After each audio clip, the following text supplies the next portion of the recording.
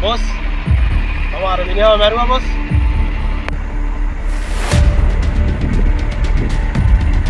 මං කීපෙදි රෙඩි කරා ඔව් බොස් දෙකයි කකුල් දෙකයි හොඳට ගැට ගාලා ඕන හිරෙන්න පිටිපටියක් බැඳලා දැවට දැම්ම මං ඔබට කිව්වේ මේක නිින්දෙන් එච්ච මරණයක් විදිහට වෙන්න ඕනි කියලා නේද? ඔව් බොස් මම මිනිහා නිදාගෙන සරල තමයි බොස්